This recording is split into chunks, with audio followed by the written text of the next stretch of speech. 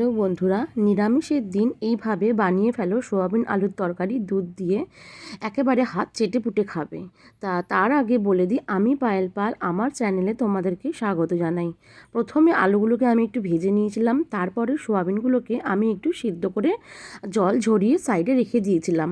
আর তারপরে আমি একটা গুঁড়ো মশলার পেস্ট তৈরি করে নিয়েছিলাম। তার মধ্যে ছিল জিরে গুঁড়ো, ধনে গুঁড়ো, নুন, হলুদ। এগুলো একটু ভালো করে জল দিয়ে গুলে রাখতে হবে। তারপরে তেল দিয়ে তার মধ্যে ফোড়নে দেব সাদা জিরে দিয়ে, তারপরে গুলে রাখা মশলাগুলো যেগুলো করে রেখেছিলাম সেগুলোকে আমি ভালো করে একটু তেলের সাথে নেড়ে চেড়ে নেব। দিয়ে তারপরে আমি ওর মধ্যে দিয়ে দেবো একটু টমেটো আর কাঁচা লঙ্কা কুচি।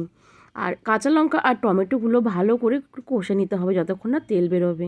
তারপরে দিয়ে দেবো ওর মধ্যে সিদ্ধ করে রাখা সয়াবিন এবং ভেজে রাখা আলু দিয়ে ভালো করে নাড়াচাড়া করে মশলাগুলোকে কষে নিতে হবে সুন্দর করে একে অপরের সাথে, যাতে মশলাগুলো ভালো করে মিক্সড হয়ে যায়।